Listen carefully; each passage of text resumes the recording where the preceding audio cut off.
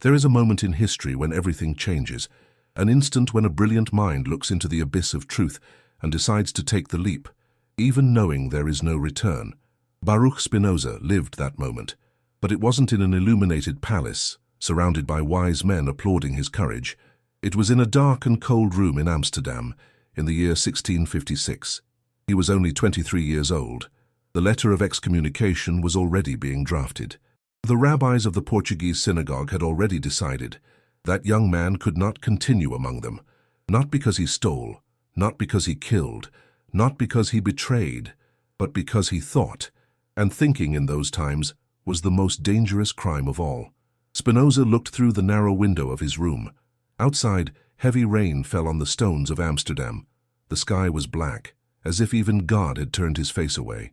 He held in his hands a manuscript that no one but him had read yet, lines written by candlelight with cheap ink and trembling fingers, words that, if discovered, could cost him not only freedom, but life, because what he wrote there was not just philosophy, it was a theological bomb. He questioned the divine origin of the scriptures. He suggested that Moses did not write the Pentateuch. He claimed that the prophets did not speak with God, but with their own tormented minds. And more, he said that the idea of a personal God who intervenes in the world, who chooses peoples and punishes nations, was a human construction, a political invention, control. And what if that were true? If the sacred texts were the work of men, not God? If religion were merely an instrument of power? If everything we've been taught about our origin, our purpose, our salvation, were a carefully constructed lie over millennia? Spinoza knew the answer. And so on that rainy night, he made the most dangerous decision of his life. He would tell the world. But the world wasn't ready to hear. The Catholic Church wasn't ready. The synagogue wasn't ready. The Protestants weren't ready. No one wanted to hear that God, as they knew him, was an illusion created by fear and perpetuated by authority. And yet, Spinoza wrote, he wrote knowing he would be hated. He wrote knowing he would be banished. He wrote knowing his name would be erased from records, that his family would disown him, that his friends would abandon him. He wrote knowing he would die alone, poor and forgotten. And still, he wrote, because some truths are greater than a life. Some ideas are more important than comfort. Some questions must be asked even if no one wants to answer them. And the question Spinoza asked was simple, but devastating. What if human origin is not what we've been told? What if we were not created by a capricious God who loves or punishes us according to our obedience? What if there is no original sin? What if there is no fall? What if there is no redemption? What if we are merely part of an infinite substance, eternal, without beginning or end, without purpose beyond existing? What if freedom is not a divine gift, but an illusion that imprisons us? What if the only possible salvation is knowledge? These questions echoed through the centuries. They crossed inquisitions, burned with forbidden books, survived in hidden manuscripts, whispered in clandestine libraries. And today, more than 300 years later, they are still alive, because what Spinoza discovered was not a philosophical theory. It was a truth about human nature, a truth that theology tried to conceal, a truth that, if understood, changes everything. And you are about to discover it. On this journey, you won't just learn about a philosopher. You will walk beside him. You will feel the cold of excommunication. You will hear the screams of the crowd that cursed him. You will see the eyes of the inquisitors who persecuted him. You will touch the forbidden manuscripts he risked everything to write. And in the end, you will understand why this story has never been told this way. Because this is not a story of philosophy. It is a story of courage, of rebellion, of a man who looked at God and said, "No, you are not what they say you are." And the world was never the same. Prepare yourself, because what you are about to read will challenge everything you believe about religion, about God, about yourself. And perhaps, just perhaps, you will never be able to see the world the same way again. Welcome to the forbidden human origin. Welcome to the truth that Spinoza revealed. Amsterdam, 1656. Night fell like a sentence. Baruch Spinoza walked through the narrow streets of the Jewish quarter, hands stuffed in the pockets of his worn coat, head down. The smell of rotten fish rose from the canal. Lanterns flickered on house facades, casting crooked shadows on wet stones. He knew he was being followed. He could feel the stares piercing his back. He could hear the whispers spreading like fire through the alleys. Heretic, apostate, traitor to God. It had been 3 days since he had spoken. 3 days since, in the house of study, before a dozen rabbis and students, he dared to question, not with anger, not with disrespect, but with something far more dangerous, logic. He had asked, if Moses wrote the Pentateuch, how could he describe his own death? Silence. And if God dictated every word of the Torah, why are there such obvious contradictions between texts? Why does Genesis present 2 different versions of creation? Why do the numbers in the censuses vary from book to book? The chief rabbi, Isaac Aboab da Fonseca, had risen slowly. His eyes were embers. His voice contained thunder. These questions have no place here, Baruch. You are treading on sacred ground with profane feet. But they are honest questions, Spinoza had replied without averting his gaze. If the Torah is the word of God, it must withstand the scrutiny of reason. Or are you saying that God fears the intelligence he himself gave us? It was at that moment that everything changed. There was no discussion, no debate, just an icy silence, followed by a sharp gesture from the rabbi. Spinoza was expelled from the room, and since then, everything had collapsed. His family stopped speaking to him. His father, Michael, a respected merchant, locked himself in his office and cried for hours. His sister, Miriam, spat on the ground when he tried to approach. Childhood friends crossed the street to avoid him. In the synagogue, his name was mentioned only as a warning, and now, walking alone through the cold night, Spinoza felt the weight of a decision that had not yet been formalized, but was already made. He would be excommunicated. He would be cut from the Jewish people like a gangrenous limb. He would be publicly cursed, expelled from the community, condemned to eternal ostracism, but not out of malice, not out of gratuitous cruelty, out of fear, because the Jewish community of Amsterdam lived in fragile balance. They were refugees, fugitives from the Portuguese Inquisition, which had burned their grandparents, tortured their parents, destroyed their synagogues. They had found relative tolerance in Holland, but knew that tolerance had limits. If one of them caused scandal, if one of them attracted the attention of Christian authorities with dangerous ideas, all would suffer. And Spinoza, with his questions, with his tireless mind, with his refusal to accept ready answers, was a threat. He arrived at his house, a rented room above a spice shop. He climbed the creaking stairs, locked the door, lit a candle. The weak light revealed a table covered with papers, books piled on the floor, worn quills, nearly empty inkwells. It was there that he worked. It was there that he thought.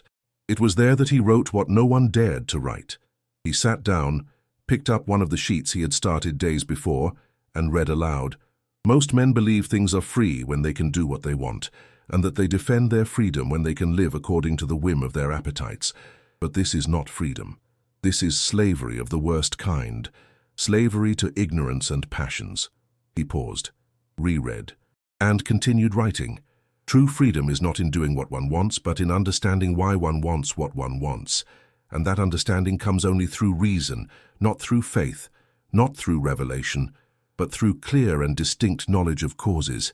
He stopped again. His hands trembled, not from cold, but from something greater. He knew what he was doing.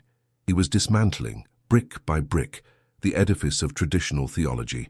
He was saying that the Bible was not infallible, that the prophets were not spokespersons for God, that miracles were not divine interventions, but either misunderstood natural events or simply fiction.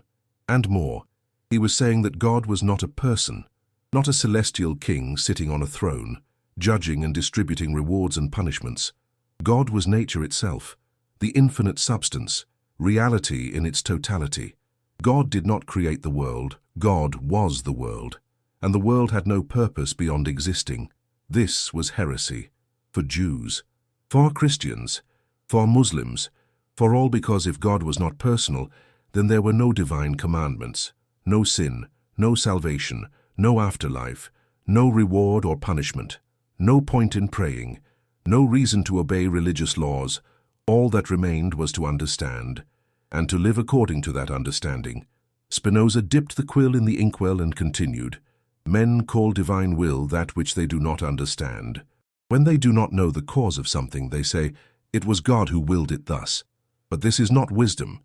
It is ignorance disguised as piety, and that ignorance is used by the powerful to control the weak. Priests say, "God ordained this," and the people obey, not out of love but out of fear.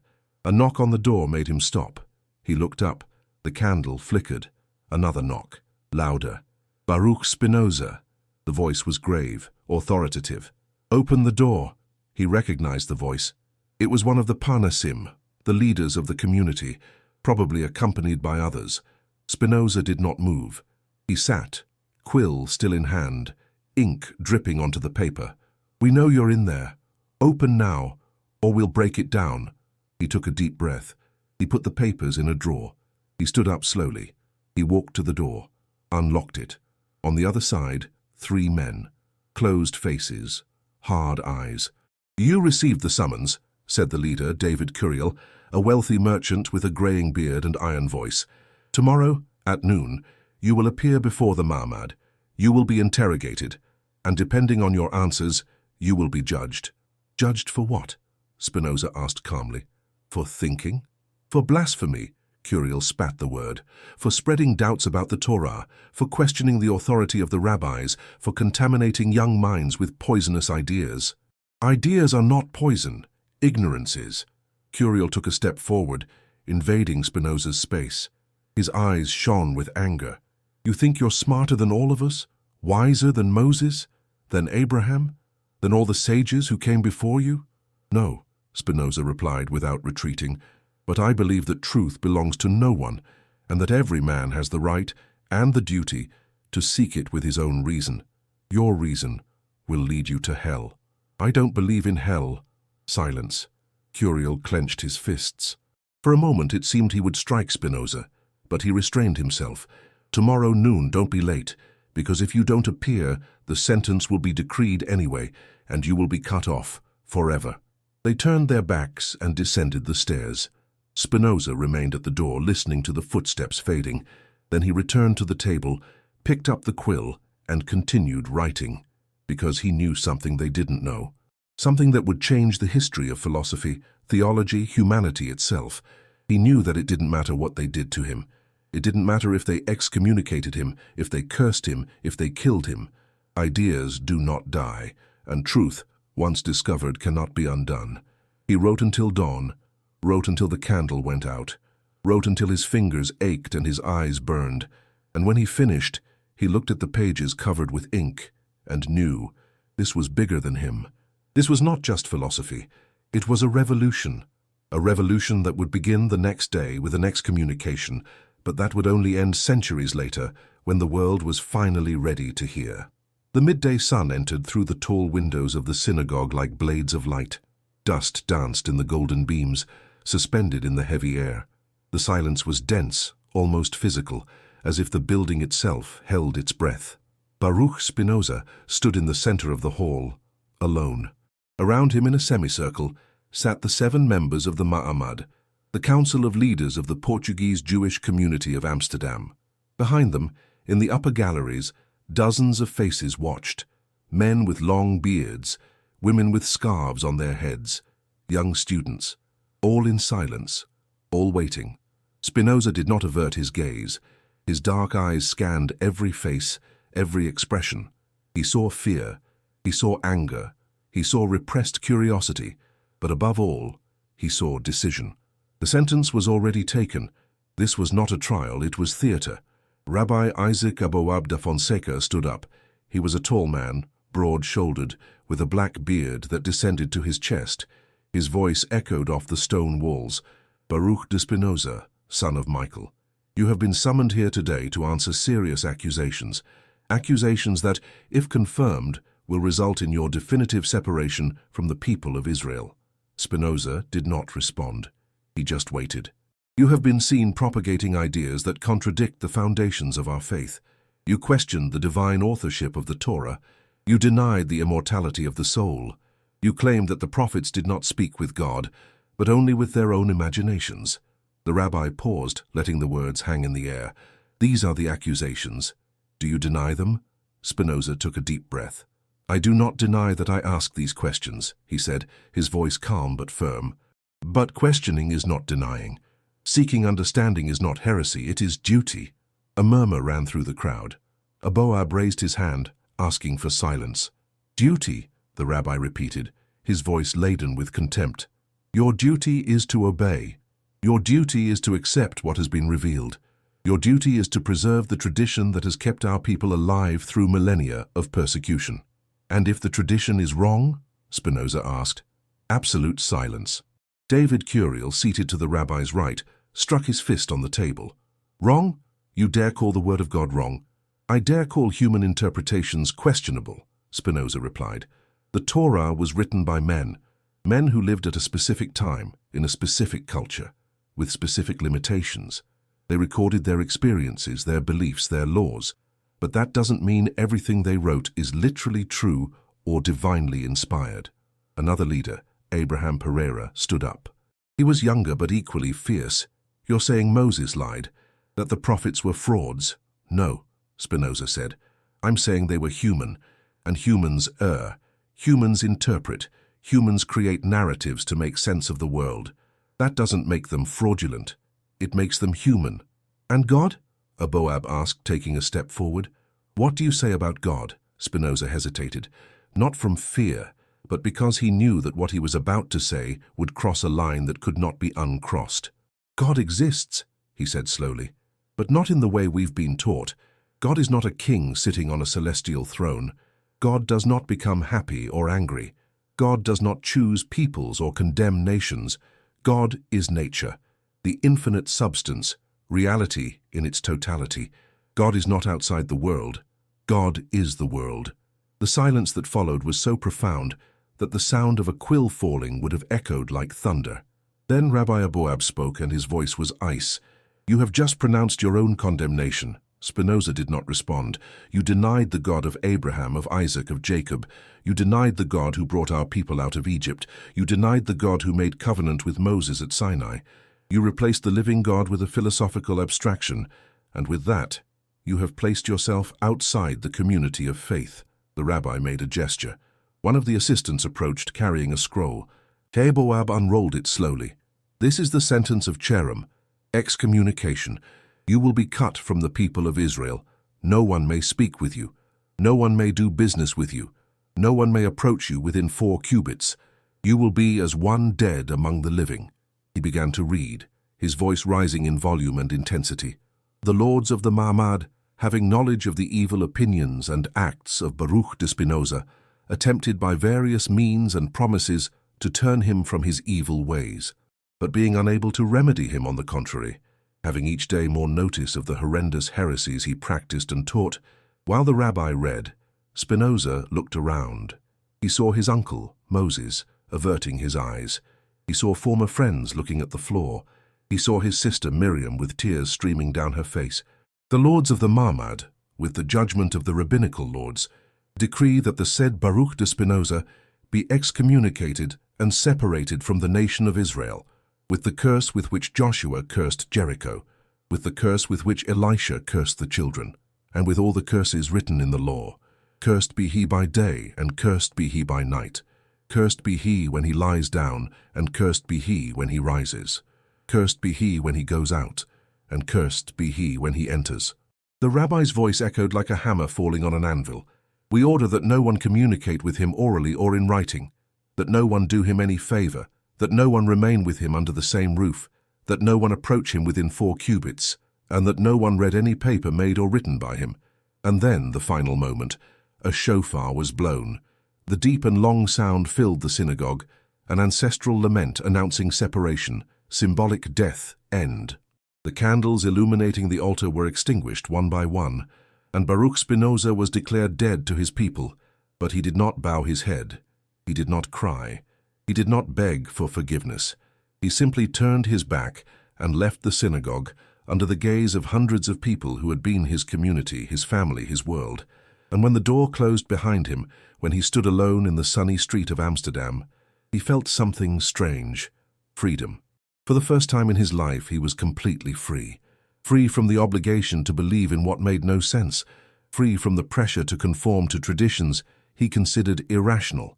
Free to think, to question, to seek truth wherever it led him. And it was in that moment, in that empty street under the July sun of 1656, that Baruch Spinoza made the decision that would define the rest of his life. He would write. He would write everything he thought, everything he had discovered, everything theology was afraid to admit.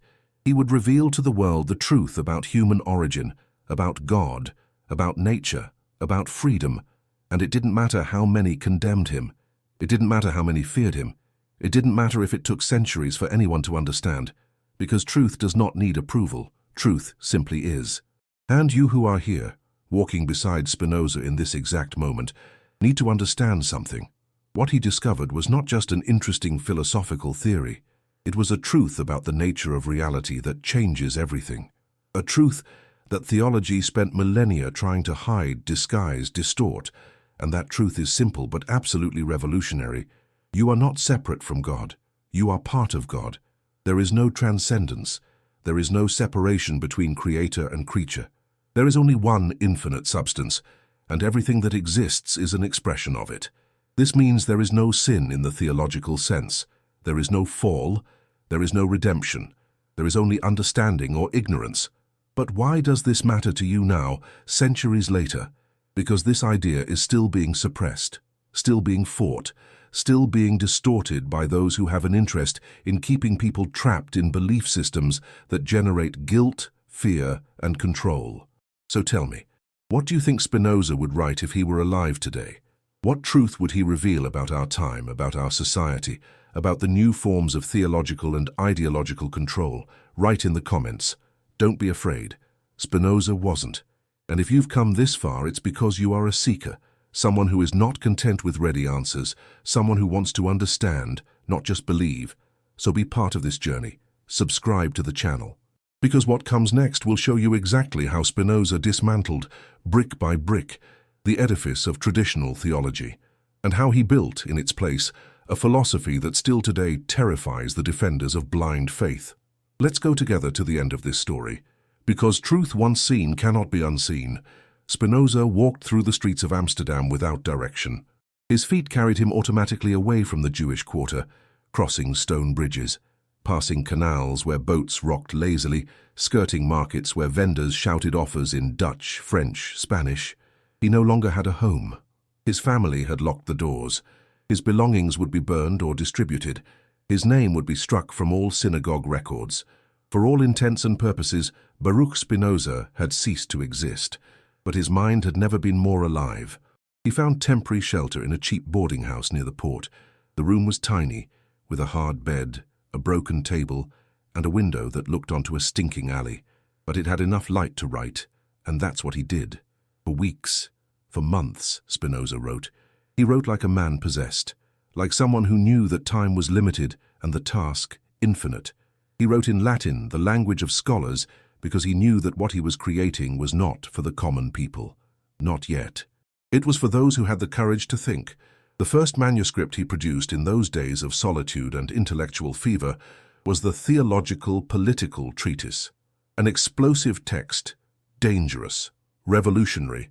In it, Spinoza did something no one had dared to do before with such clarity and systematicity. He applied the critical method to the Bible itself. He didn't simply say, "I don't believe." He showed step by step why the scriptures could not be what they claimed to be. He began with a simple question: who wrote the Pentateuch? Jewish and Christian tradition had always affirmed Moses. He received the Torah directly from God on Mount Sinai and wrote it word for word. But Spinoza looked at the text and saw problems. Deuteronomy 34 describes the death of Moses, describes his funeral, describes where he was buried, and ends by saying, "And there has not arisen a prophet since in Israel like Moses." Spinoza wrote, how could Moses write about his own death? How could he describe his own funeral?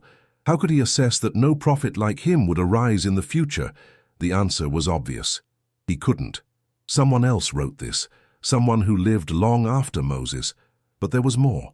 Genesis presents two different narratives of creation. In the first, God creates man and woman simultaneously in his image. In the second, God creates Adam first, then the animals, and only then Eve, from Adam's rib to two stories, incompatible, in the same sacred book. How was this possible if God had dictated every word? Spinoza wrote, "Either God contradicts himself, which is impossible for a perfect being, or different authors at different times wrote different traditions, and these traditions were later compiled into a single text." He went further. He analyzed the names of God. In the Hebrew text, God is called sometimes Elohim, sometimes Yahweh. Not arbitrarily, but systematically. In certain sections, only Elohim. In others, only Yahweh. Spinoza. This strongly suggests that the Pentateuch is a compilation of earlier documents written by different schools with different conceptions of God, which were later united by an editor. This analysis, today known as the documentary hypothesis, would be confirmed centuries later by Bible scholars. But in 1660 it was pure heresy. But Spinoza did not stop at textual criticism. He went to the heart of the matter, the nature of prophecy. The prophets, according to tradition, were men who spoke directly with God. God revealed to them truths about the future, about the divine will, about the destinies of nations. Spinoza asked, how does this work? He examined the prophetic narratives. Read carefully the descriptions of visions, dreams, voices, and he realized something crucial. The prophets did not describe clear and distinct knowledge. They described confused, ambiguous experiences, loaded with cultural symbolism. Isaiah sees God sitting on a throne. Ezekiel sees wheels within wheels, cherubim with multiple faces. Daniel has dreams with apocalyptic beasts. Spinoza wrote, "These are not revelations of eternal truths. They are products of imagination, powerful imagination, yes, imagination that can move crowds, inspire nations, but imagination, not knowledge." He argued that the prophets were men with vivid imaginations, living in specific cultural contexts, interpreting their internal experiences through the lenses of their beliefs and expectations. When a prophet said, "God spoke to me," what had really happened? Spinoza. He had a strong internal impulse, a deep conviction, a mental vision, and he interpreted it as being of divine origin because that was the framework of understanding available in his culture. But that doesn't mean God literally spoke. It means the prophet experienced something subjective and expressed it in the theological language of his time. This was radical, because if the prophets were not literal spokespersons for God, then their words were not infallible. They were human opinions subject to error, to context, to interpretation, and if this was true for the prophets, it was true for the entire Bible. Spinoza then attacked the question of miracles. The Bible is full of them. The Red Sea parting, manna falling from heaven, the sun stopping in the sky, Jesus turning water into wine, Lazarus resurrecting. For believers, these events were proof of God's power, proof that God intervened in the world, suspending natural laws to accomplish his purposes. But Spinoza asked, what is a miracle? He defined, a miracle would be an event that violates natural laws. And then he argued, if God created natural laws, and God is perfect, then natural laws are perfect. They reflect the divine nature. Therefore, if God violated his own laws, it would mean the laws were imperfect from the beginning, which would contradict divine perfection. Spinoza wrote, God and nature are the same thing. Natural laws are the expression of divine necessity. They cannot be violated, because to violate them would be to violate the very essence of God. So what are the miracles reported in the Bible? 3 possibilities. First, misunderstood natural events. Phenomena that seem supernatural to people without scientific knowledge, but that had natural causes. For example, strong winds that pushed back the waters of the Red Sea, creating a temporary passage. Second, exaggerations and legends. Stories that were amplified over generations of oral transmission until they became fantastic. Third, deliberate fictions. Narratives invented to transmit moral lessons or to legitimize religious authorities. In any case, they were not literal interventions of a transcendent God. This was devastating, because without miracles, without infallible revelation, without prophets who spoke directly with God, what remained? A collection of human texts. Valuable, perhaps, as historical documents, as literature, as expressions of human yearnings and fears, but not as the literal word of God. While Spinoza wrote, while his pages accumulated, he knew he was creating something dangerous. It was not just abstract philosophy, it was a weapon against the authority of the Church, against the authority of the rabbis, against any institution that based its power on the claim that it possessed exclusive access to divine truth. Because if the Bible was only human work, then priests were not necessary intermediaries between God and man. Then the doctrines of the Church were not unquestionable divine decrees. Then each person had the right to interpret, to question, to decide for themselves. This was freedom, but it was also anarchy in the eyes of the powerful. And Spinoza knew that when he published this manuscript, he would not only be excommunicated by the Jews, he would be hunted by Christians too. But he couldn't stop, because he had discovered something greater than his own safety. He had discovered that the truth about human origin was not what theology taught. We were not fallen creatures from a lost paradise, awaiting divine redemption. We were finite modes of an infinite substance, seeking understanding through reason. There was no original sin, only ignorance. There was no supernatural salvation, only knowledge. There was no afterlife, only eternity in the present moment, when we understand our true nature. And that truth, that simple and devastating truth, would change everything, if people understood it, if they had the courage to accept it, if they were not destroyed before they could spread it. Spinoza looked at the stacks of pages on his table. His theological political treatise was almost complete, but he knew this was only the beginning. He needed to go deeper. He needed to explain not just what was wrong with traditional theology, but what was right in his new vision. He needed to write his masterpiece, his ethics, and that's what he began to do. Spinoza moved to Rheinsberg, a small village near Leiden. It was 1661. 5 years had passed since his excommunication. He was now 28 years old, but looked older. His face was thin, his eyes deep, his posture bent from leaning over books and manuscripts so much. He lived alone in a modest house rented from a widow. To survive, he polished lenses. It was meticulous work requiring precision and patience. He shaped glass with delicate tools, creating lenses for eyeglasses, telescopes, microscopes. Fine glass dust entered his lungs every day, slowly poisoning him. But it was honest work, and it gave him time to think, and thinking was all he did. During the day he polished lenses. During the night he polished ideas. It was in Rheinsberg that he began writing his most important work, the Ethics. It was not a book of conventional morality.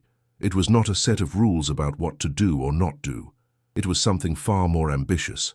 It was a geometric demonstration of the nature of God, man, and freedom. Spinoza decided to write the Ethics using Euclid's method. Definitions, axioms, propositions, demonstrations, as if philosophy were mathematics, as if the truth about existence could be proven with the same certainty as the Pythagorean theorem.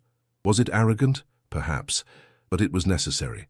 Because Spinoza was not offering opinions, he was stating necessary truths derived from the very nature of reality.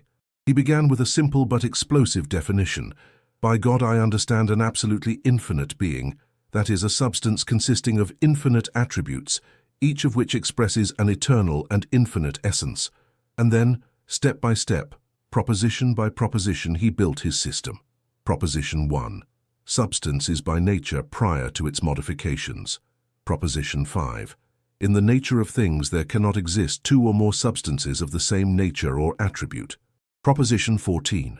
Besides God no substance can exist or be conceived, and the devastating conclusion, God is the only substance. Everything that exists is either God or a modification of God. There is no separation between creator and creature. There is no transcendence, there is only immanence. God is not above the world. God is the world. God did not create nature. God is nature. Deus sive natura. God, or in other words, nature. This was not just an interesting philosophical theory. It was a theological bomb. Because if God is nature, then there is no divine free will. God does not choose to create or not create. God does not decide how things will be. Everything flows from divine nature with absolute necessity, in the same way that 2 + 2 = 4 flows from the nature of numbers. And if God acts by necessity, not by choice, then there is no providence. God does not intervene in the world. God does not hear prayers. God does not reward the just or punish the wicked. God simply is. And everything that happens, happens because it could not be otherwise. Spinoza wrote, "Things could not have been produced by God in any other manner or order than that in which they were produced." This meant there was no contingency, no chance, no could have been different. Everything that is necessary, including you, including every thought of yours, every action of yours, every feeling of yours. You are not free in the way you imagine. You do not freely choose your desires, your beliefs, your values. They flow from your nature, which was determined by prior causes, which were determined by still earlier causes, in an infinite chain of causality that goes back to the infinite substance itself. You are a finite mode of God, a wave in the infinite ocean. You have a certain autonomy, a certain individuality, but you are not separate from the ocean. You are the ocean, temporarily taking a particular form. But if there is no free will, then there is no moral responsibility. That was the obvious objection, and Spinoza anticipated it. He wrote, "Men are deceived in thinking themselves free. This opinion consists only in their being conscious of their actions and ignorant of the causes that determine them. You think you freely chose what to eat for breakfast today, but that choice was determined by your tastes, which were formed by your genetics and your past experiences. You think you freely chose your profession, but that choice was determined by your abilities, your opportunities, the influences of your family and society. You are not the ultimate author of your actions. You are a link in an infinite causal chain, but that doesn't mean you are not responsible. It means you need to understand, because true freedom for Spinoza is not doing what you want. It is understanding why you want what you want. When you act from ignorance, from passion, from impulse, you are a slave. Slave to external causes you don't understand. But when you act from understanding, when you understand the causes of your desires and act according to reason, you are free. Not free in the sense of being able to do anything, but free in the sense of acting according to your own nature, clearly understood. It's the difference between being pushed by the wind and sailing with the wind. In both cases, the wind determines your movement. But in the second case, you understand the wind and use that understanding to go where you want to go. Spinoza then applied this analysis to emotions. Passions, he argued, are caused by inadequate ideas, by misunderstandings about the causes of things. You feel anger when someone insults you because you believe that person is the free cause of the insult, that they deliberately chose to hurt you. But if you understood that this person is also determined, that they acted the way they acted because their nature and circumstances allowed no other action, the anger would dissolve, not in sentimental forgiveness, but in rational understanding. You could still protect yourself from that person. You could still take measures to avoid future harm, but without anger, without hatred, without resentment, because these emotions are born from the illusion that things could have been different. And when you understand that nothing could have been different, you reach something Spinoza called intellectual love of God, not sentimental love, not love that expects reciprocation, but love that is pure understanding, love that is joy born from clear knowledge of divine necessity. It is the love of a mathematician for a beautiful theorem, not because the theorem benefits them personally, but because it is true, necessary, elegant.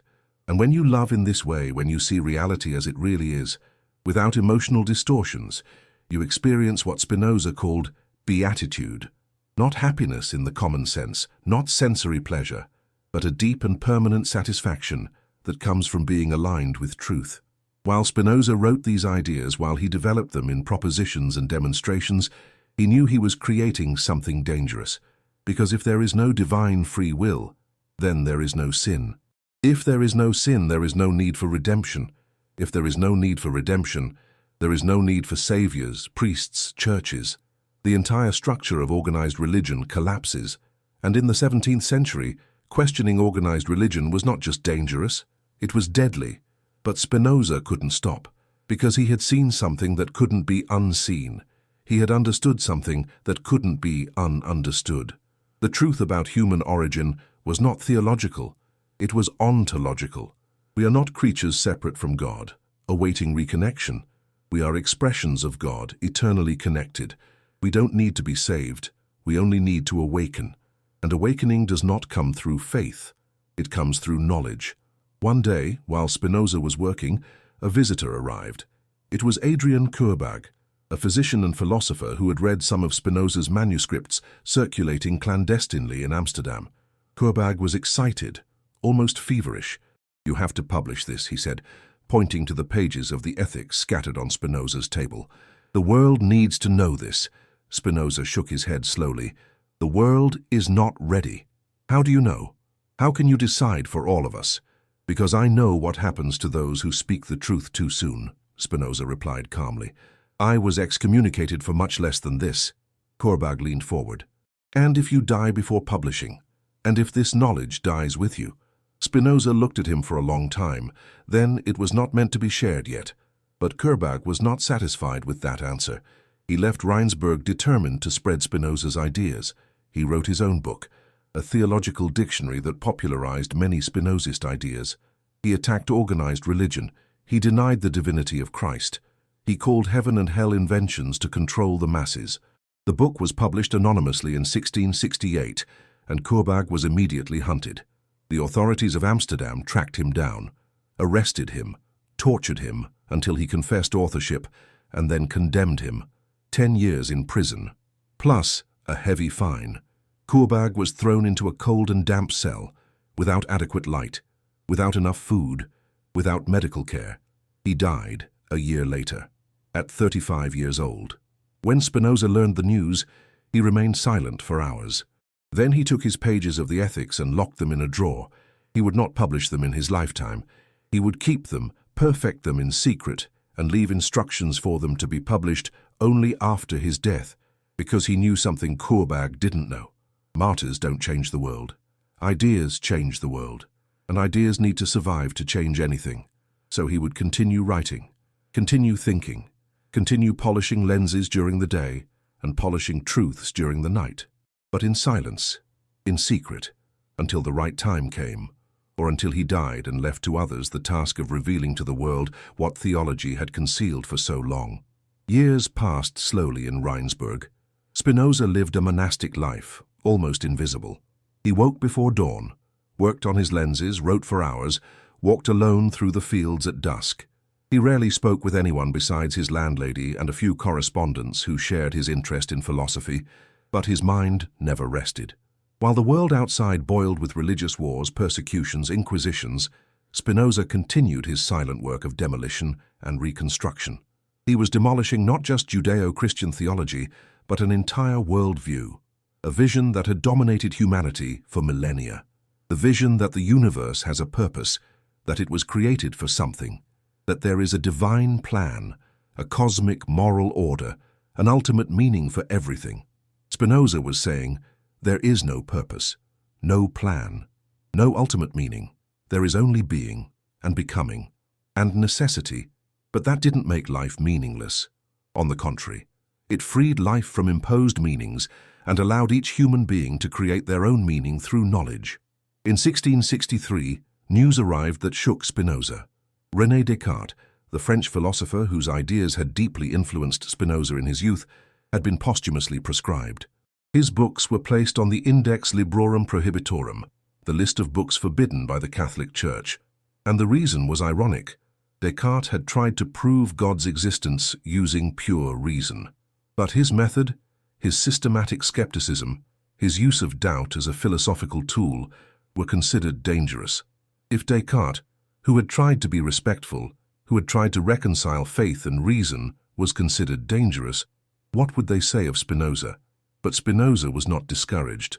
He became more determined because he realized something crucial. The problem was not questioning. The problem was threatening power. Descartes threatened the Church's power by suggesting that individual reason could reach truths without ecclesiastical mediation. Spinoza was doing something much worse. He was saying that the very idea of ecclesiastical mediation was a fraud, that there were no revealed truths, that there was no divine authority, that there was nothing but nature and human reason trying to understand it. It was during this period that Spinoza developed his most radical theory about human origin. He called it conatus. Conatus is the effort of each thing to persevere in its being. It is the fundamental tendency of everything that exists to continue existing. A stone resists erosion, a plant seeks light and water, an animal flees danger, A human being seeks to preserve their life and well-being. This is not choice. It is metaphysical necessity. It is the expression of the infinite substance itself in each finite mode. You don't decide to want to live. You simply want. This desire is prior to any reasoning. It is the basis of everything else. And from this primordial conatus derive all emotions, all desires, all actions. You feel joy when something increases your power to act, to persevere. You feel sadness when something diminishes that power. You love what causes you joy. You hate what causes you sadness. You desire what you imagine will bring you joy. You avoid what you imagine will bring you sadness. All human psychology can be derived from this simple dynamic, the effort to persevere and the quest to increase the power of acting. But here's the problem. Most people don't understand their own conatus. They are moved by blind passions, by desires they don't understand, by fears they don't question. And when you are moved by blind passions, you are a slave. Slave to external causes. Slave to others' opinions. Slave to superstitions and fears. Freedom only comes when you understand your own conatus, when you understand why you desire what you desire, when you align your actions with your true nature, clearly understood. And what is that true nature? Spinoza answered, you are a finite mode of infinite substance, a particular expression of God, a wave in the eternal ocean. Your true nature is not to be a separate ego, fighting against the world. It is to be part of the world, expression of the world itself knowing itself through you. When you understand this, when you really understand this not just intellectually but existentially, something changes, passions dissolve, fears dissolve, the very sense of separation dissolves, and what remains is love, not sentimental love, but intellectual love, love that is understanding, love that is identification with the whole. Spinoza called this amor Dei intellectualis, intellectual love of God, and he said that this love is beatitude itself, true salvation, not salvation from an imaginary sin, but salvation from ignorance, salvation from the illusion of separation. But how does one reach this understanding? Spinoza outlined 3 levels of knowledge. First level, imagination, confused knowledge based on sensory perceptions and others' opinions. Most people live at this level. They believe what they see, what they hear, what they're told. They form vague general ideas. All men are selfish. God punishes sinners. Happiness comes from money. These ideas are inadequate because they don't capture the essence of things, only their superficial appearances. Second level, reason, knowledge of common properties and necessary relations. Science operates at this level. It discovers natural laws, patterns, causalities. It understands that every event has a cause, that nature operates by necessity, that there is order in apparent chaos. This knowledge is adequate, but still abstract. It understands the universal but not the particular in its singularity. Third level, intuitive science, direct knowledge of the essence of particular things as necessary expressions of infinite substance. It is seeing each individual being not as a separate thing, but as a unique and necessary manifestation of God. It is understanding that you, this particular human being, with this particular history, with these particular characteristics, could not be different.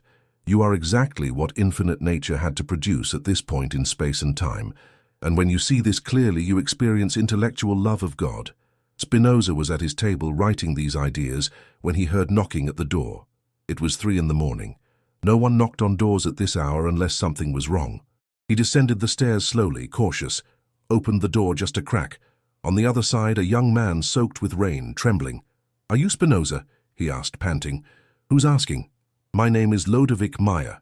I'm a physician in Amsterdam, and a friend of Adrian Kerbag." Spinoza felt his blood freeze. Kerbag had died in prison 2 years ago. "Come in," he said. Meyer entered, dripping water on the floor. Spinoza lit more candles. Meyer removed his wet coat and sat heavily. "They're coming after all of us," he said. "Everyone who had a connection to Kerbag, everyone who shared his ideas, everyone who read his manuscripts." "How do you know?" "Because they've already taken 3. Johannes Bredenberg, Peter Barling, and today they came looking for me. I barely escaped. I came to warn you." Spinoza remained silent for a moment. "Who's behind this?" "The Reformed Church, The magistrates of Amsterdam, they want to make an example. They want to show they won't tolerate heresy, that no matter how sophisticated the ideas are, if they threaten religious order, they will be crushed. And what do they want from me? Maya looked him in the eyes. Your manuscripts, especially the ethics. They know you're writing something. There are rumors, and they want to stop you before it's published. Spinoza stood up, walked to the window. Outside, heavy rain was falling. The world was dark. I'll burn everything, he said calmly. What? I'll burn my manuscripts. It's safer. If they don't exist, they can't condemn me for them. Maya jumped to his feet. No, you can't. These ideas are too important. They can change the world. Spinoza turned to him. And what good is changing the world if I'm dead? What good is it if the manuscripts are confiscated and burned anyway? Maya took a deep breath, trying to calm down. Then copy. Make several copies. Distribute them among trustworthy people. Hide them in different places. But don't destroy, please. Spinoza considered this.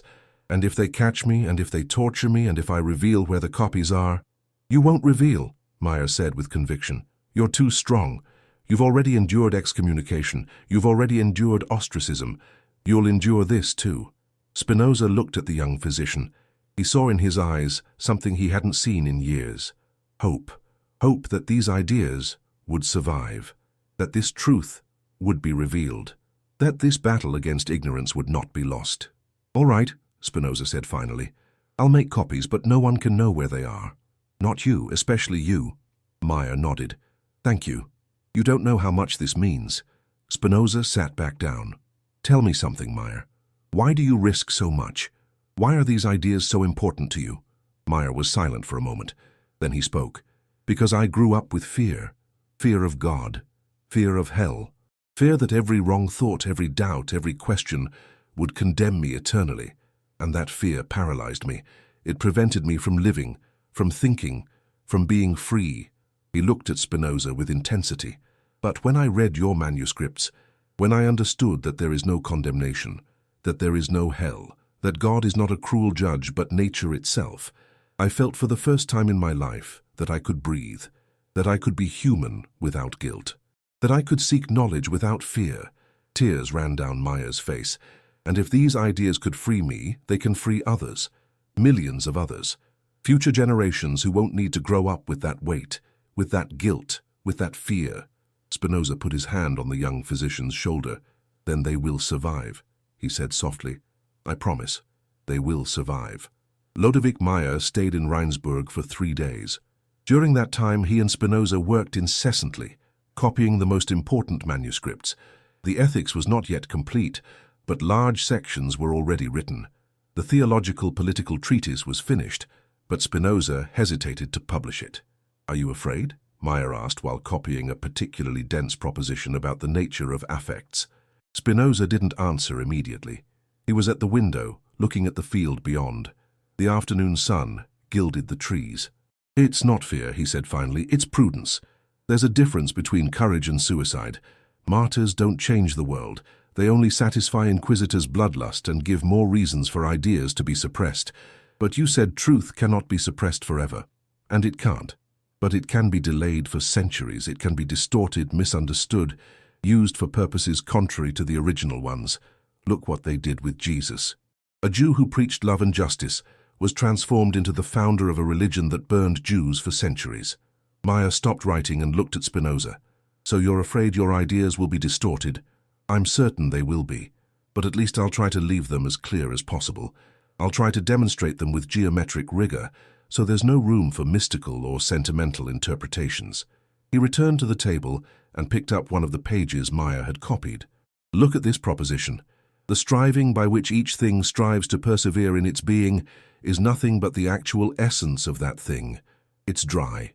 It's precise. There's no margin for romanticism. Either you understand or you don't understand, but you can't distort it, and you think people will understand. Spinoza smiled sadly. No, not for centuries. But when they understand, when they finally understand, there will be no going back, because these aren't just philosophical ideas. They're the exact description of reality, and reality doesn't change according to human opinions. When Maya departed, carrying copies hidden in false compartments of his luggage, Spinoza was alone again, but something had changed. He was no longer working just for himself. He was working for a future he would never see, for people who hadn't yet been born, for a humanity that perhaps, just perhaps, one day would be ready for truth. He returned to the ethics with renewed vigor. There was a particularly important section he needed to complete: the critique of human freedom. People believe they are free. This belief is universal. Everyone feels they freely choose their actions, that they could have acted differently, that they are the autonomous author of their life. But Spinoza saw this belief as the fundamental illusion, the mother of all other illusions. He wrote, "Men are deceived in thinking themselves free, and this opinion consists only in their being conscious of their actions and ignorant of the causes that determine them. Thus, the idea of their freedom is only that they know no cause of their actions. It's like a stone that, if it had consciousness, would think it's flying freely when thrown, because it feels the movement but doesn't see the hand that launched it. Or like a baby who thinks he freely desires mother's milk, without realizing that this desire is caused by hunger, which is caused by metabolic needs, which are caused by his biological constitution, which was caused by inherited genes, which were caused by millions of years of evolution. There is no free will, there are only causes we don't understand." And then Spinoza did something brilliant. He applied this analysis not just to actions, but to religious emotions themselves. Why do people believe in a personal God? Why do they invent heaven and hell? Why do they create rituals and sacrifices? The answer: ignorance of true causes combined with fear. When something happens that we don't understand, we become anxious. And when we're anxious, we seek explanations that reduce anxiety. It was God who willed it thus is an explanation that calms the mind, even though it's false. When we have good luck, we attribute it to God and feel gratitude. When we have bad luck, we attribute it to God and feel we must have sinned. But these attributions are projections. They're attempts to make sense of what we don't understand. Spinoza wrote, "If men adequately understood the whole order of nature, they would find everything as necessary as the things treated in mathematics, and would attribute nothing to God's will, but only to the necessity of divine nature." And here was the revolutionary truth about human origin that Spinoza was revealing. We are not fallen creatures who need to reconcile with an angry God. We are finite modes who need to understand their true nature as necessary expressions of infinite substance. There is no original sin. There is only original ignorance. There is no salvation through faith. There is only liberation through knowledge. And this liberation doesn't happen after death, in some imaginary heaven. It happens here now when we understand our true nature. But there was a problem with this philosophy, a problem that Spinoza fully recognized. If everything is determined, if there is no free will, why make an effort? Why seek knowledge? Why try to be virtuous? Some of his later critics would use this argument. Spinozism leads to fatalism, passivity, nihilism. But Spinoza had a devastating answer. The very fact that you ask these questions, that you seek knowledge, that you try to be better, is caused by your nature. It is expression of your conatus, your effort to persevere and increase your power to act. You don't freely choose to seek knowledge. You seek knowledge because it's your nature to seek. And the more you understand, the more capable you become of seeking even more. It's a virtuous circle, not a circle caused by free choice, but a circle caused by natural necessity. And when you understand this, when you really understand that you could not be different from what you are, something paradoxical happens. You free yourself from guilt. You stop punishing yourself for not being who you think you should be. You stop resenting others for not being who you think they should be. You accept what is, including yourself, as a necessary expression of nature. And in that acceptance, in that understanding, in that identification with the whole, you find peace. Not the peace of resignation, but the peace of understanding. Spinoza raised his eyes from the manuscript. It was dawn. He had written for 12 straight hours. His hands trembled with fatigue. His eyes burned. But he felt something he hadn't felt in years. Contentment. Not superficial happiness, but deep contentment. The satisfaction of doing exactly what his nature demanded he do. He looked through the pages he had written. He saw there not just philosophy, but a weapon against fear, against superstition, against control. If people understood these ideas, They could no longer be controlled by threats of hell. They could no longer be manipulated by promises of heaven. They could no longer be enslaved by priests who claimed exclusive access to divine truth. They would be free, not free to do whatever they wanted, but free from the illusion that they needed external salvation. And that freedom from superstition, was more dangerous to established powers than any army. That's why he would be persecuted, that's why he would be hated, that's why his books would be burned. But the ideas would survive. Because ideas cannot be burned, they can be temporarily suppressed, they can be distorted, they can be forgotten for generations. But when they are true, when they correspond to reality, they always resurface, like buried seeds, waiting for the right moment to sprout. And Spinoza was planting these seeds, knowing he would not see the harvest, knowing that perhaps no one of his generation would see it, but knowing that, eventually, in some distant future, someone would find these ideas and recognize the truth in them. And in that recognition, humanity would take one more step toward real freedom. Not the illusory freedom of free will, but the real freedom of understanding.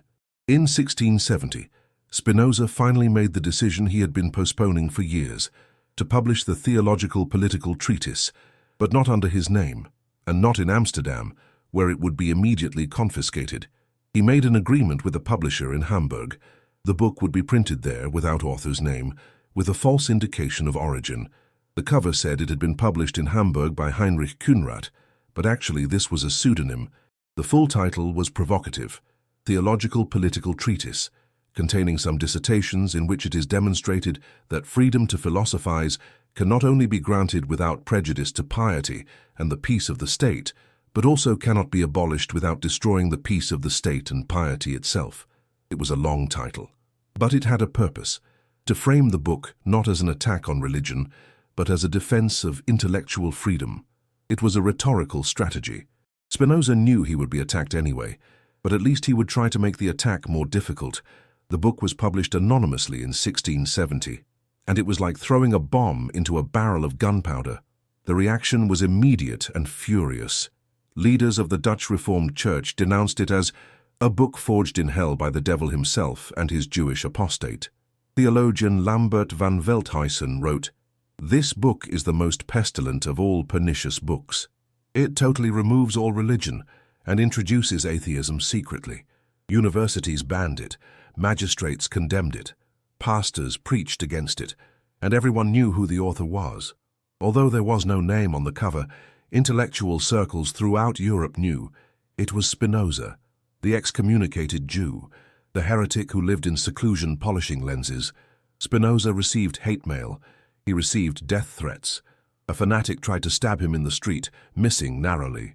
But what disturbed him most was not the hatred. It was the misunderstanding. Even those who were sympathetic to his ideas often misinterpreted them. Some thought he was promoting atheism, when in fact he was promoting a radically different conception of God. Others thought he was attacking religion itself, when in fact he was attacking the political use of religion to control the masses. Still others thought he was promoting immorality, when in fact he was proposing an ethics based on rational understanding instead of fear and reward. Spinoza realized that it wasn't enough to write the truth. People needed to be prepared to understand it, and most were not. One of the letters he received during this period was particularly revealing. It was from Albert Berg, a young man who had been his student and friend, but who had converted to Catholicism and now wrote to Spinoza begging him to convert as well. Berg's letter was long and emotional. He accused Spinoza of arrogance. "How can you, miserable little man, vile worm of the earth, ash and food of worms, how dare you claim to have discovered true philosophy? What makes you so presumptuous? Do you think yourself wiser than all the saints, prophets and apostles?" Spinoza responded with his usual calm. "You ask me how I know my philosophy is the best among all that have ever been taught in the world. I can ask you with much better right, how do you know your religion is the best? Have you examined it?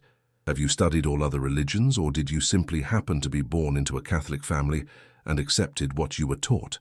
He continued, "I do not claim to have the best philosophy, but I know I understand the true one. And if you ask me how I know, I answer, in the same way you know that the 3 angles of a triangle equal 2 right angles, by clear and distinct demonstration. And then he wrote something that revealed the heart of his philosophy. As for me, I do not presume to have found the best philosophy, but I know I understand the true one. If you ask me how I know, I will answer that I know it in the same way you know that the 3 angles of a triangle equal 2 right angles, and that this is enough, no one will deny, unless their brain is disturbed or they dream awake with impure spirits who inspire false ideas as if they were true. It was a cutting response, but it revealed something fundamental about Spinoza's method. He was not proposing a belief, he was proposing a demonstration. He did not ask for faith. He asked for understanding, and whoever understood could no longer deny, just as someone who understands a mathematical theorem can no longer doubt it. But there was a problem Spinoza faced constantly: how to convince people who didn't want to be convinced. He saw this problem clearly when he corresponded with Hugo Boxall, a magistrate who believed in ghosts and spirits. Boxall wrote to Spinoza asking his opinion on spectral apparitions. He cited numerous accounts of respectable people who had seen ghosts. Spinoza responded patiently, explaining that such apparitions were probably hallucinations caused by fear, expectation, or illness. Boxall insisted. He presented more cases, more testimonies. Spinoza responded again, pointing out that testimonies are not reliable evidence, especially regarding extraordinary events. People see what they expect to see. Memories are distorted by imagination. Boxall continued insisting, and Spinoza finally realized Boxall didn't want to know the truth. He wanted confirmation of his beliefs. In the last letter of this correspondence, Spinoza wrote something revealing. I see that no demonstration, however solid, has value for you, unless it agrees with your preconceived opinions. You don't seek truth but confirmation of your fantasies. And then he gave up trying to convince Boxall, because Spinoza had learned something fundamental. You cannot free someone who doesn't want to be freed. Truth does not force anyone. It merely presents itself, and whoever is ready to see it, sees. Whoever is not, doesn't, and there is nothing that can be done about it. Meanwhile, persecution intensified. In 1674, the Theological Political Treatise was officially banned in the Netherlands. Anyone found possessing or selling the book would be fined, imprisoned, or worse. Spinoza received warnings from friends. Leave the country, go to Germany, go to England, go anywhere you can be safe. But he refused. If I flee now, he told Lodewijk Meyer, who had come to visit him, I'll be admitting I did something wrong. I'll be validating the accusation that my ideas are dangerous and should be suppressed. But they are dangerous, Meyer exclaimed. Dangerous to you. This isn't about philosophical principles. This is about your life. Spinoza shook his head. My life is secondary. Ideas are primary. And if I die for them, they will only become more powerful. Martyrs are forgotten, but the ideas they died for live forever. You just said martyrs don't change the world. And they don't. But ideas do. And if I die, my ideas will survive through the manuscripts I've hidden, through the copies you and others have made, through the minds that have already been transformed. Meyer fell silent. He knew he couldn't convince Spinoza. Then at least finish the ethics, he said finally. Finish before it's too late. Spinoza looked out the window. The sun was setting. Long shadows stretched across the fields. I'm working on it, he said softly. Every day, but it's a work that cannot be rushed. Each proposition must be demonstrated with absolute precision. Each word must be carefully weighed, because I know it will be attacked from all sides. I need to leave it so clear, so irrefutable, that even the most hostile cannot completely distort it. And when will it be ready? When it's ready. Perhaps in a year. Perhaps in 5. Perhaps it will never be published in my lifetime. But it will be completed. That I promise. That night, after Meyer departed, Spinoza returned to his table. He opened the manuscript of the Ethics. He was in the 5th and final part, on human freedom. It was the most important section. It was where he would finally reveal the secret of human liberation. He wrote, "Blessedness is not the reward of virtue, but virtue itself, and we do not enjoy it because we restrain libidinous desires, but on the contrary, because we enjoy it, we can restrain libidinous desires." It was a complete inversion of traditional ethics. Religious ethics said, "Be virtuous, repress your desires, and God will reward you with happiness in heaven." Spinoza said, "Understand nature, and in that understanding you will find joy, and from that joy virtue will be born naturally." It is not repression that leads to liberation. It is understanding. It is not fear of punishment that makes someone good. It is love of knowledge, and that love is not a vague feeling, it is intellectual love. It is the joy that comes from seeing clearly how things really are. Spinoza wrote, "The intellectual love of the mind toward God is the very love of God by which God loves himself, not insofar as he is infinite, but insofar as he can be explained through the essence of the human mind considered under the species of eternity." It was a dense sentence, almost incomprehensible to anyone who hadn't followed all the prior development. But what it meant was simple and revolutionary. When you truly understand, when you see reality as it is, you are no longer separate from God. You are God knowing himself through you. There is no more subject and object, no more I and world. There is only knowledge, knowledge of God by God, through a finite mode called you. And in that knowledge, in that complete identification with the whole, there is beatitude, not temporary happiness dependent on external circumstances, but eternal joy based on necessary understanding, and that joy is salvation itself, the only possible salvation, the only one that is real. Spinoza stopped writing. He looked at the page. He saw there the culmination of decades of thought, and he knew it was complete, not the manuscript. It still needed more work. But the central idea, the fundamental insight, the truth about human origin that theology had concealed. We are not fallen creatures awaiting salvation. We are God experiencing himself through finite forms, and when we understand this, when we really understand, there is no more fear, no more guilt, no more need for priests, rituals, sacrifices. There is only understanding and love and freedom. Spinoza's final years were marked by silent deterioration. The glass dust he inhaled daily while polishing lenses was destroying his lungs. He coughed more and more. Blood stained his handkerchiefs. He knew he was dying, but continued working. He had moved to The Hague in 1670, seeking greater anonymity and distance from conflicts in Amsterdam. He now lived in an even smaller room, rented from the Van der Spik family. They were simple people who knew nothing of philosophy, but treated him kindly. During the day, he still polished lenses when he had strength. During the night, he obsessively reviewed the ethics, each word, each proposition, each demonstration. He knew he wouldn't have a second chance. When he died, the manuscript would be published or destroyed. There would be no future revisions. Everything had to be perfect. In 1676, Spinoza received an unexpected visit. Gottfried Wilhelm Leibniz, a young German philosopher, brilliant mathematician, arrived in The Hague specifically to meet him. Leibniz had read the theological political treatise and been simultaneously fascinated and horrified. He saw in Spinoza a first-rate mind, but feared the conclusions that mind had reached. The two men met in Spinoza's small room. Leibniz was young, well-dressed, confident. Spinoza was thin, pale, his persistent cough interrupting his sentences. "It's an honor to finally meet you," Leibniz said, sitting down.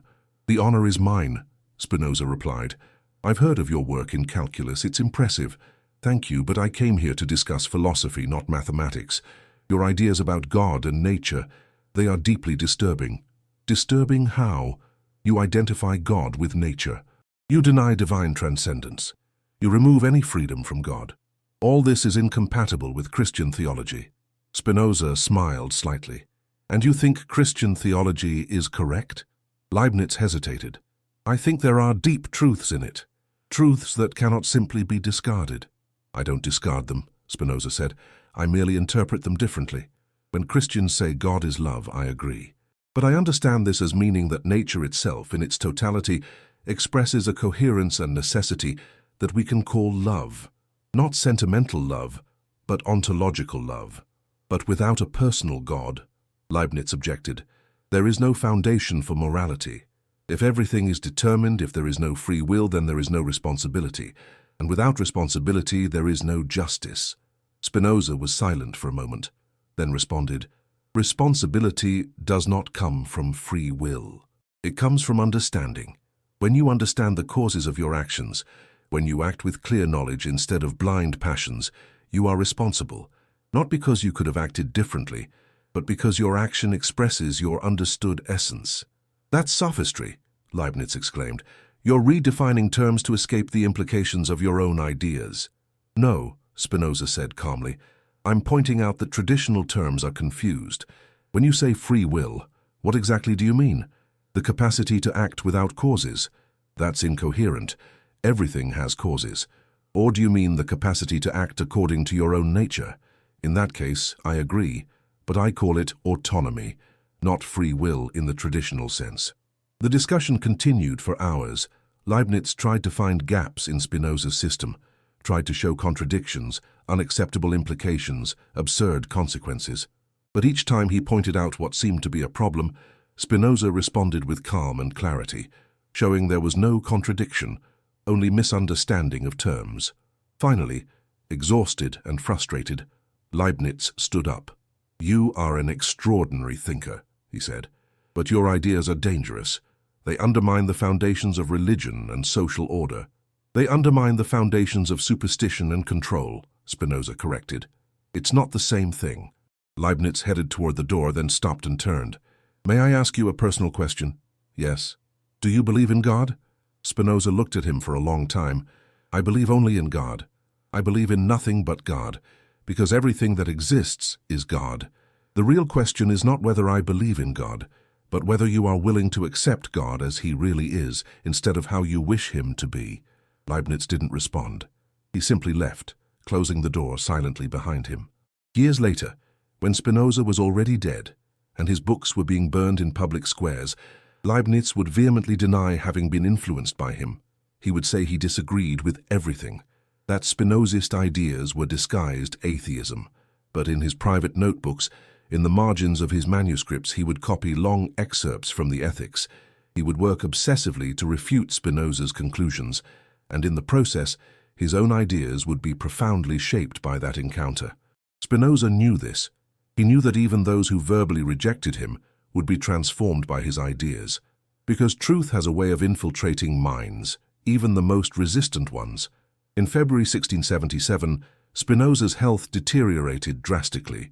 He could no longer work on lenses. He could barely walk without coughing blood. Dr. Lodewijk Meyer came from Amsterdam to care for him. He found Spinoza lying in bed, pale as a ghost, but with eyes still bright. "How long?" Spinoza asked. Meyer examined him carefully, then lowered his eyes. "Days, perhaps a week." Spinoza nodded calmly. "Then I need to finish the instructions." "Instructions?" "For the manuscripts. The Ethics is complete, but not revised. There are letters, notes, other writings. Everything needs to be protected and published posthumously." Meyer held his friend's hand. "Don't worry. I'll take care of everything. But aren't you afraid of dying?" Spinoza smiled. "How can I fear the inevitable? Death is not something that happens to me. It is merely the cessation of a particular mode of God. The substance remains, eternally. But you, Baruch, you will cease." "I never began," Spinoza said softly. "What I really am, always was, and always will be. Only this particular form, this body, this pattern of thoughts, will cease. But that is not what I really am." Meyer had tears in his eyes. "I will miss you, and I will be there. Not as Baruch Spinoza, but as the substance that expresses itself through you as well. We were never separate. That separation is only illusion of imagination." On the afternoon of February 21st, 1677, Spinoza asked to be left alone. The van der Spijk family had gone to church. Meyer was downstairs preparing useless medicines. Spinoza was sitting in bed, propped on pillows. There was a manuscript beside him, the Ethics, complete. He leafed through it slowly. He saw there the work of a lifetime, the distillation of decades of thought, the truth that theology had tried to conceal. And he knew he had fulfilled his task. He had revealed what needed to be revealed, that God is not a personal being, but the totality of nature, that there is no free will but only understanding or ignorance of causes, that there is no sin, but only inadequacy of knowledge, that there is no future salvation, but only present beatitude in clear understanding. That human origin is not theological, but ontological. We are not fallen creatures. We are modes of infinite substance, and when we understand this, truly understand, there is no more fear, no more guilt, no more separation. There is only being, and knowledge, and love. The last words Spinoza wrote in a note he left along with the manuscript were simple. Blessedness is not the reward of virtue, but virtue itself. And it is not because we restrain the passions that we enjoy blessedness, but on the contrary, it is because we enjoy it that we can restrain the passions. Then he closed his eyes, and when Meyer came upstairs, hours later, he found Spinoza motionless, at peace, and beside him, the manuscript that would change the world. In the following days, while Spinoza's body was prepared for a simple funeral, Meyer and other friends secretly copied all the manuscripts they found. The Ethics was published anonymously in December 1677, along with other writings under the title Opera Posthuma, posthumous works. The reaction was immediate and violent. The books were banned throughout most of Europe. They were publicly burned. Anyone found possessing them would be fined or imprisoned. Spinoza's name became synonymous with atheism and impiety. For more than a century, being called a Spinozist was one of the worst insults someone could receive. But the ideas survived. Secretly copied, passed from hand to hand, read by candlelight, discussed in whispers, and slowly, very slowly, they began to transform the world.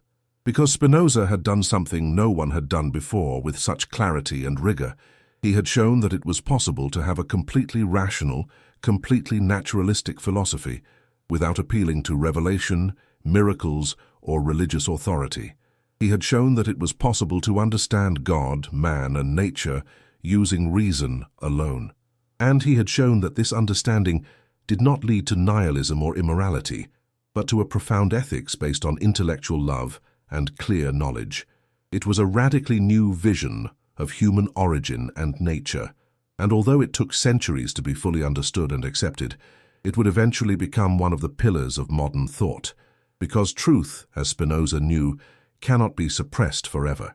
It can be delayed, it can be distorted, it can be forgotten for generations. But when it is truly true, when it corresponds to reality, it always eventually prevails. And the truth Spinoza revealed was simple, but revolutionary. You are not separate from God. You are God knowing himself through a particular form. And when you understand this, you are free, not free to do whatever you want, but free from the illusion of separation, free from fear, free from guilt, free from the need for external salvation. Because you already are what you always were, a necessary and eternal expression of infinite substance.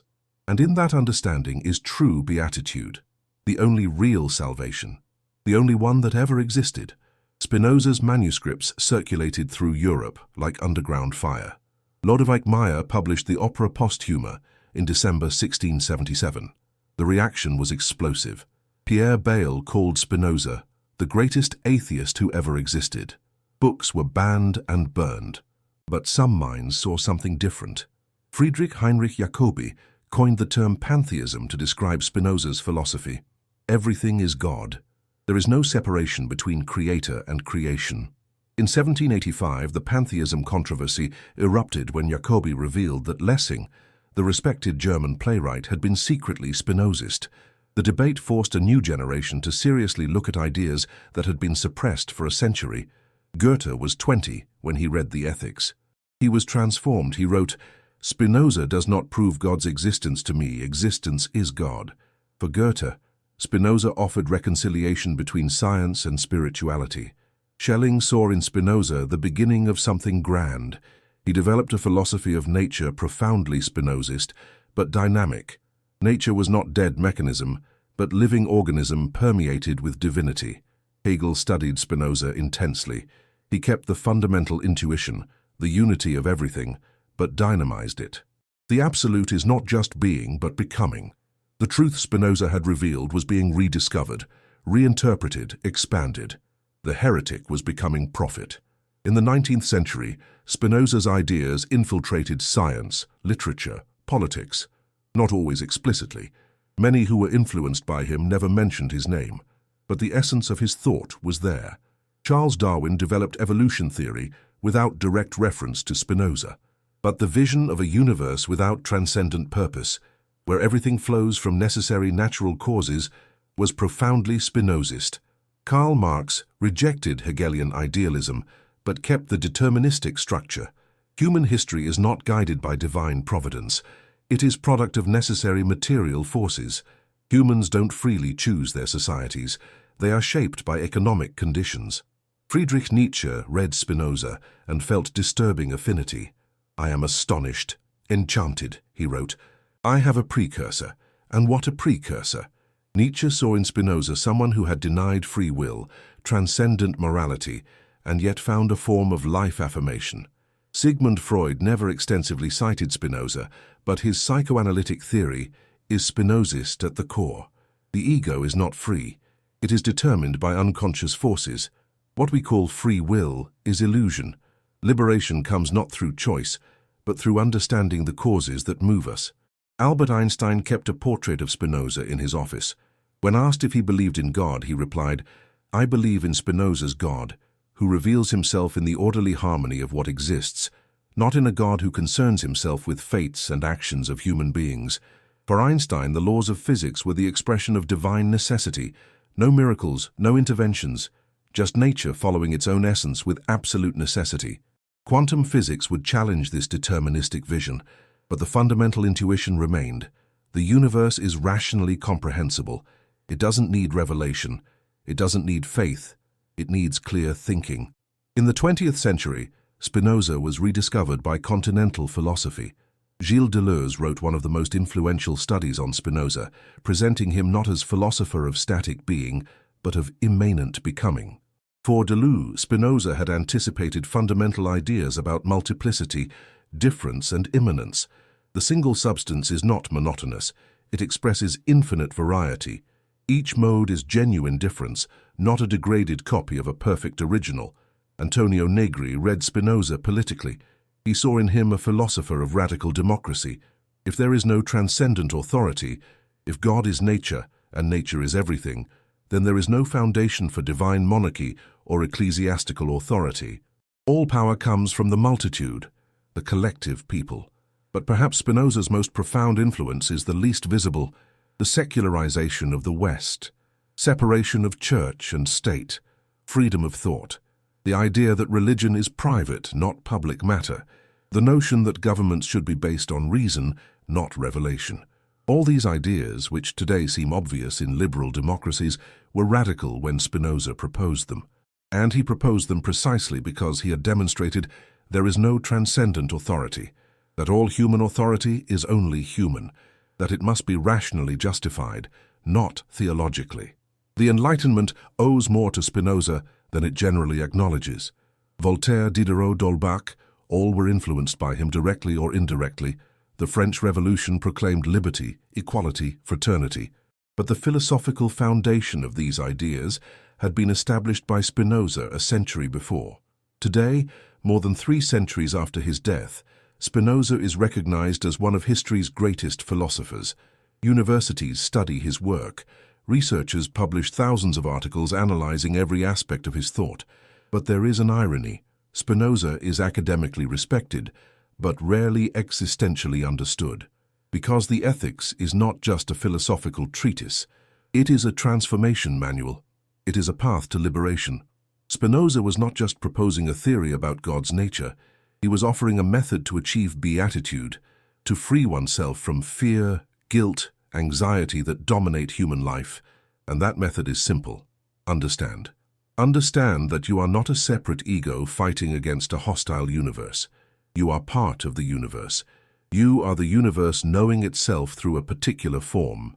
Understand that your emotions are not irrational forces. They are responses based on ideas. And when you correct the ideas, emotions transform. Understand that you are not free in the sense of being able to do anything, but you are free in the sense of being able to act according to your understood nature, instead of being pushed by passions you don't understand.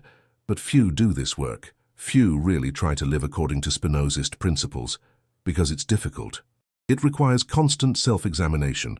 It requires questioning every belief, every desire, every emotion.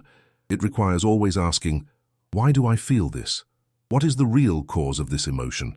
Is this idea I have adequate or inadequate?